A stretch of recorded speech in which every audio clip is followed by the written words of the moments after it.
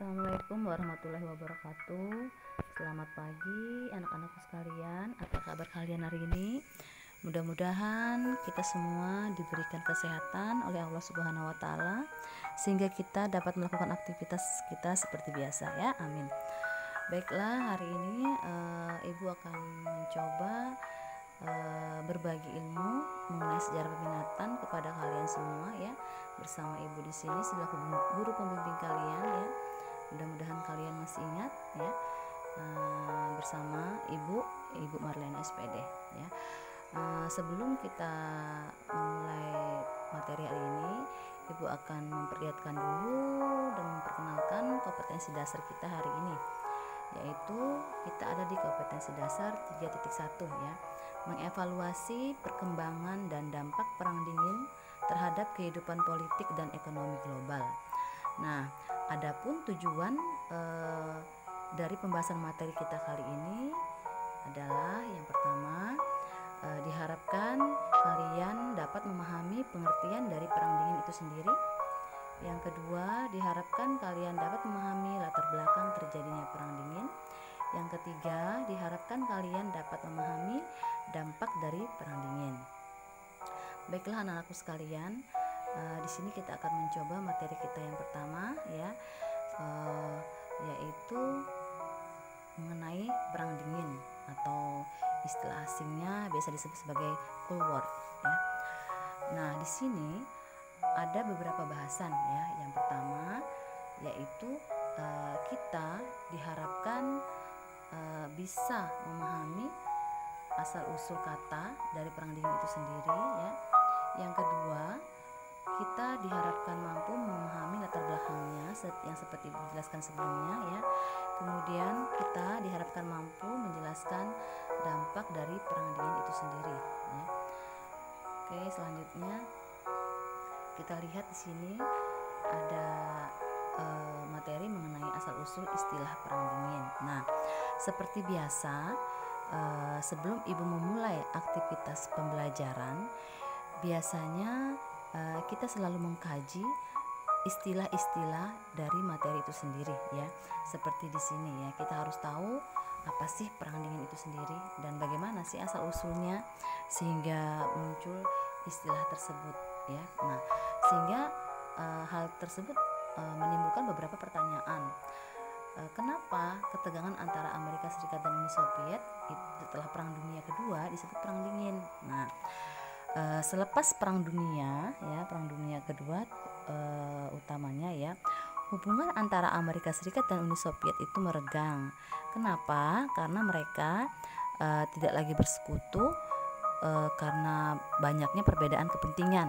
Nah, di mana Amerika Serikat itu mencoba membangun kembali negara-negara yang hancur akibat perang, sementara Uni Soviet berusaha meluaskan pengaruh ekonominya ke seluruh dunia ya. Nah, beragam cara yang ditempuh oleh kedua negara tersebut ya, baik melalui ekonomi maupun melalui propaganda politik ya. Tapi tujuan mereka jelas, yaitu memperoleh kekuasaan dari banyak negara demi mengokohkan yang namanya keadikuasaan mereka ya, seperti itu. Nah, kita lihat satu persatu di sini ya. Sebelum kita membahas mengenai apa sih perang dingin itu ya, alangkah baiknya di sini kita melihat sejarah kenapa bisa terjadi perselisihan antara Amerika Serikat dan Uni Soviet. Coba kalian perhatikan ya. Dalam perang dunia ya, pihak-pihak yang terlibat di sini ada pihak poros ya. Kemudian ada pihak sekutu. Nah, mereka tergabung dalam dua blok ini ya. Pihak poros itu dianggotai oleh Jepang, Jerman dan Italia ya. Kemudian pihak sekutu ada Amerika Serikat, Uni Soviet dan Inggris ya. Nah, coba kalian perhatikan ya. Di pihak poros ini ada Jepang ya. Di pihak sekutu ada Amerika Serikat dan Uni Soviet sebagai negara adidaya. Nah, biasanya mereka juga disebut sebagai blok timur ya. Timur ini disebut sebagai blok barat ya. kalau ada yang, kalaupun kalian mendengar istilah seperti itu, kalau blok timur ya berarti pihak poros ya, kalau blok barat berarti pihak sekutu. Nah seperti itu yang harus kita kuasai terlebih dahulu ya. Nah selanjutnya setelah kita memahami antara pihak-pihak yang bertikai dan siapa saja negara-negara tersebut, kita akan lanjut ke slide berikutnya ya.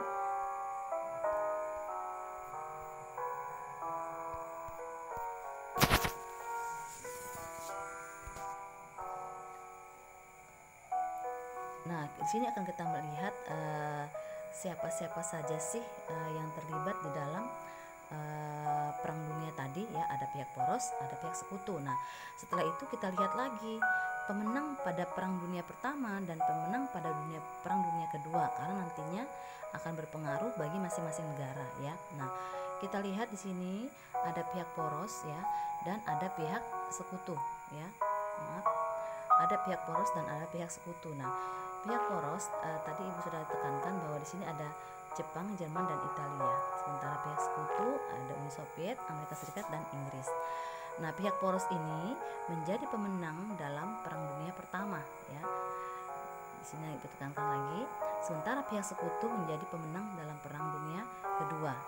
Oh ya, sebelum kita melangkah ke masalah perang dingin, Ibu akan jelaskan sedikit di sini ya mengenai pihak poros. Kalian lihat di sini ada Jepang.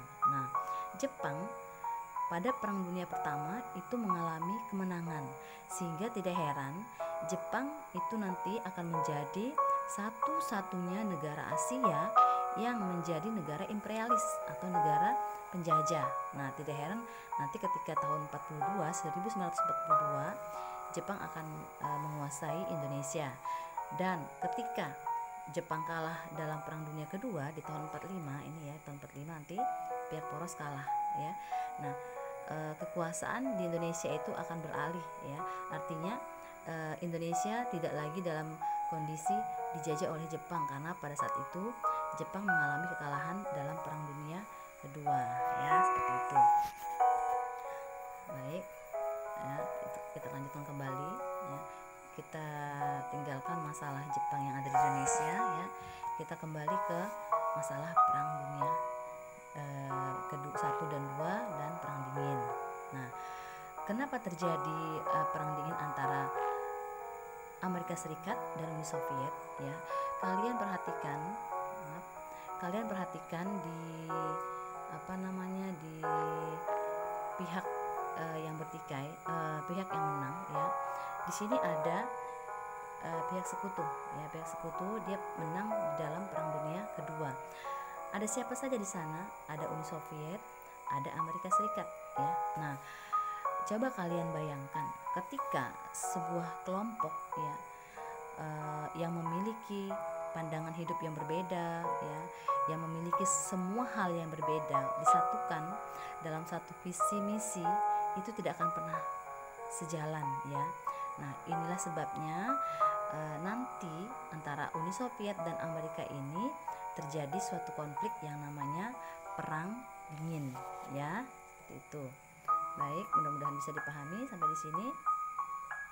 Selanjutnya kita akan melihat istilah Perang Dingin itu pertama kali digunakan oleh Bernard Manes tahun 1870 dan sampai 1965, dan Harry Truman ya tahun 1947. Nah, mereka berdua ini adalah penasehat politik Presiden Amerika Serikat ya, yang pertama kali menggunakan istilah Perang Dingin ya.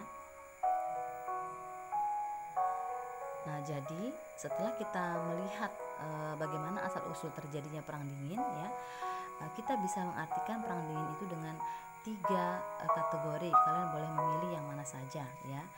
Yang pertama, Perang Dingin di sini yang dimaksud adalah perang urat syaraf antara Amerika Serikat dan Uni Soviet. Yang kedua, boleh, ini pilihan kedua, perang ideologi antara Amerika Serikat dan Uni Soviet. Yang ketiga, perang tanpa menggunakan senjata atau tanpa kontak fisik antara Amerika Serikat dan Uni Soviet. Nah, jadi Ibu sekali lagi mengingatkan pada kalian ya, ketika ibu mengajar atau memberikan bimbingan atau membagi ilmu kepada kalian, ibu tidak pernah mengharuskan kalian untuk menghafal ya, tapi cobalah dipahami. Nah, dari 3 kategori ini ya, kalian bisa memahami dari kategori yang pertama, boleh yang kedua ataupun yang ketiga ya, sehingga pemahaman kalian nanti bisa sampai ke ke tema yang dimaksud ya. Jadi perang dingin itu bisa saja perang urat saraf antara Amerika Serikat dan Uni Soviet ya, ibu ulangi ya. Bisa saja perang ideologi antara Amerika Serikat dan Uni Soviet, atau kalian boleh memahami dari sisi lain perang tanpa menggunakan senjata atau tanpa kontak fisik antara Amerika Serikat dan Uni Soviet ya. Bagaimana anak-anakku sekalian? Mudah-mudahan sampai di sini kalian bisa memahami pengertian perang dingin itu sendiri ya. Baik, kita lanjut ke slide berikutnya. Setelah kita memahami apa itu perang dingin ya, kita lihat satu persatu latar belakang bagaimana perang dingin itu terjadi ya. Yang pertama kita lihat, yang pertama di sini ada perbedaan paham ya, perbedaan paham atau ideologi ya. Nah, tentunya kalian tahu ya, tahu yang dimaksud dengan perbedaan paham atau ideologi, atau apa sih paham itu ya, apa sih ideologi itu ya. Nah, anak-anakku sekalian, di sini ya, dalam materi kita kali ini, perang dingin itu terjadi tentu saja tidak serta-merta ya, tetapi ada hal yang melatar belakanginya. Nah, seperti halnya di dalam slide ini ya. Yang pertama kita lihat adanya perbedaan paham atau ideologi antara Amerika Serikat dan Uni Soviet ya. Di mana Amerika Serikat sendiri itu menganut paham liberalis komunis ya. Mungkin kalian pernah dengar. Sementara Uni Soviet menganut paham sosialis komunis ya. Amerika Serikat liberalis kapitalis, Uni Soviet sosialis komunis ya. Nah, apa sih perbedaannya ya? Di sini kita lihat satu persatu ya. Liberalis kapitalis ya, itu adalah ideologi yang berpandangan bahwa kebebasan individu itu menentukan secara keseluruhan sempurnanya sesuatu ya, sejahteranya sebuah negara. Nah, sementara komunis berpendapat lain ya. Sosialis komunis berpendapat bahwa negara adalah pengendali perusahaan, sehingga keuntungannya kelak itu akan dinikmati oleh rakyat, dan yang sejahtera adalah buruh ya. Nah, di sini terlihat jelas sekali bahwa begitu besarnya perbedaan antara dua negara tadi ya, sehingga tidak heran mereka tidak bisa berjalan bersama untuk menikmati sebuah kemenangan ya. Kita lihat lagi yang kedua, adanya keinginan untuk berkuasa. Nah, setelah Perang Dunia Kedua berakhir tahun 1945 ya, itu melahirkan dua negara adidaya yang seperti Ibu sebutkan tadi ya, bahwa ada dua negara adidaya dalam persekutuan pihak sekutu ya, ada Amerika Serikat, ada Uni Soviet. Nah, keduanya ini mengaku sama-sama kuat dan mengaku memiliki kekuasaan ya. Mereka sama-sama ingin menjadi penguasa dunia ya, dengan berbagai cara. Nah, salah satu cara yang dilakukan Amerika Serikat, Amerika itu bergerak sebagai negara kreditor, artinya dia memberikan pinjaman kepada negara-negara yang butuh, misalnya ya, negara-negara berkembang yang baru saja merdeka. Nah, itu menjadi incaran dari Amerika Serikat ya. Atau Amerika Serikat juga berusaha untuk menjauhkan suatu negara dari paham komunis. Itu salah satu caranya ya. Nah, kemudian apa yang dilakukan Uni Soviet? Uni Soviet memanfaatkan kondisi masyarakat suatu negara itu ya yang miskin untuk dijadikan wadah pengajaran paham sosialis komunis mereka ya. Kemudian Uni Soviet juga memberikan bantuan senjata dan tenaga medis atau tenaga ahli ya kepada negara-negara yang baru saja merdeka untuk mempertahankan kemerdekaannya ya. Ini ya, sentra ekonomi, ini garis besar dari pembahasan tadi. Kemudian yang ketiga ya, berdirinya Pakta Pertahanan. Nah, Pakta Pertahanan di sini yang dimaksud ya adalah Pakta Pertahanan untuk mendukung ya, untuk mendukung keamanan kedua negara. Apa Pakta Pertahanannya? Amerika Serikat mendirikan sebuah Pakta Pertahanan yang namanya NATO. Sementara Uni Soviet mendirikan Pakta Pertahanan yang bernama Pakta Warsawa, ya, seperti itu. Jadi dari ketiga hal ini ya terlihat jelas sekali banyaknya perbedaan antara dua negara adidaya ini ya, sehingga terjadilah konflik di antara mereka yang melahirkan sebuah konflik yang bernama Perang Dingin. Baik, kita lanjut. Tentunya setiap permasalahan ya yang ada di dunia ya sekalipun itu memiliki dampak ya, dampak baik dampak positif maupun dampak negatif. Nah, di sini kita akan mencoba mengkaji dampak Perang Dingin bagi dunia ya. Ada dampak positif ya, bisa kalian lihat di sini ya. Ada dampak positif dan juga ada dampak negatif. Nah, apa saja dampak positif yang ditimbulkan dari Perang Dingin tadi ya? Kita bisa melihat di sini adanya gejala psikologis. Nah, yang dimaksud dengan gejala psikologis ya, itu adalah lahirnya gangguan psikologis seperti rasa takut yang mencekam yang diakibatkan adanya isu senjata nuklir yang dibicarakan ya, yang sedang gencar-gencarnya dikembangkan oleh kedua negara tersebut. Nah, jadi mulai dari adanya rumor bahwa Uni Soviet telah meletakkan senjata yang mengarah ke Amerika Serikat ya, sehingga pada saat itu Amerika Serikat bereaksi ya, yaitu mengerahkan semua anggotanya untuk bergerak melawan tantangan dari Uni Soviet. Nah, sehingga hal itu juga mengakibatkan Uni Soviet tadi menarik rudalnya yang ada di Kuba ya. Nah, jadi rasa takut yang mencekam itu mengakibatkan gangguan psikologis ya.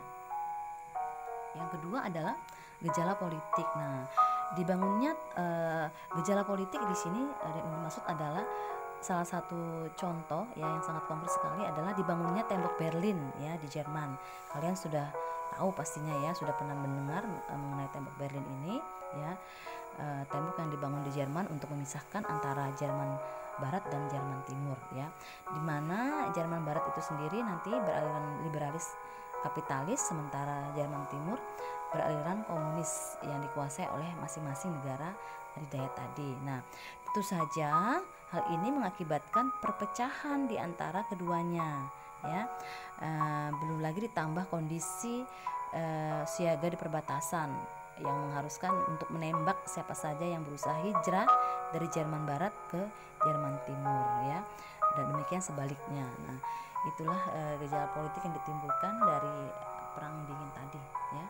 Kemudian dampak positifnya munculnya pasar bebas ya. Kalian sudah tahu yang dimaksud dengan pasar bebas itu seperti apa ya. Nah, untuk mendapatkan pengaruh dari beberapa investor ya, sehingga mau menanamkan modalnya ke negara-negara tersebut ya,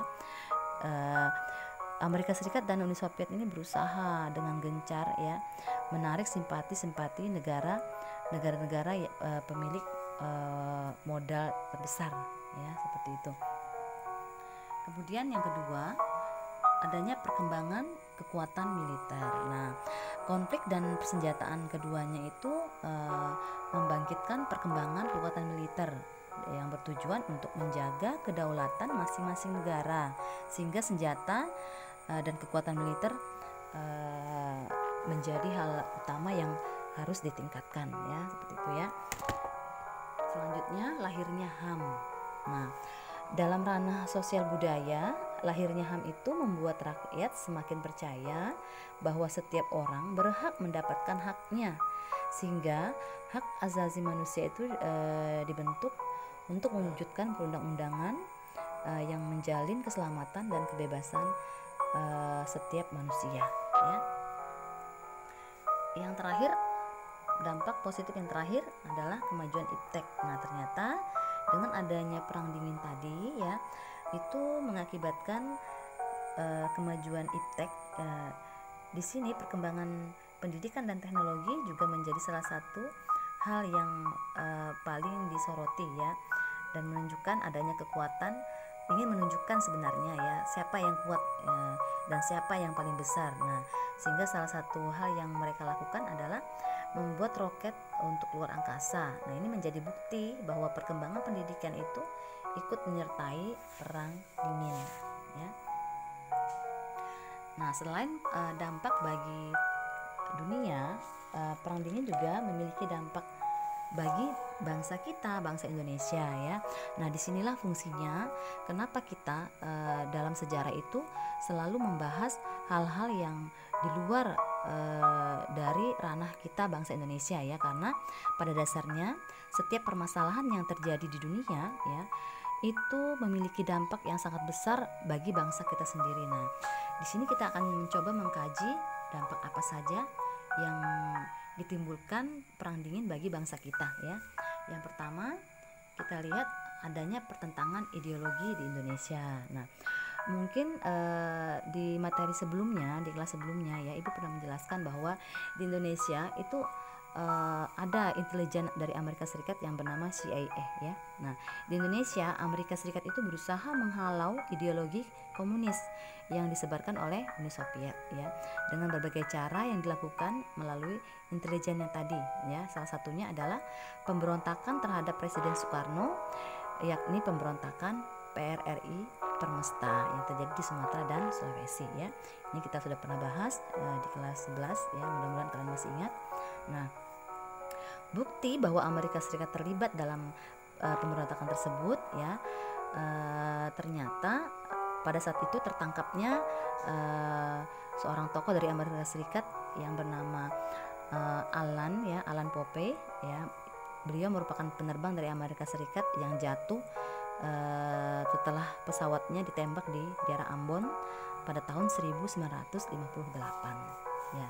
Nah, tidak hanya Amerika Serikat ya, Uni Soviet juga berpengaruh dalam hal ini, dalam hal pertentangan ideologi yang terjadi di Indonesia. Apa yang dilakukan Uni Soviet ya?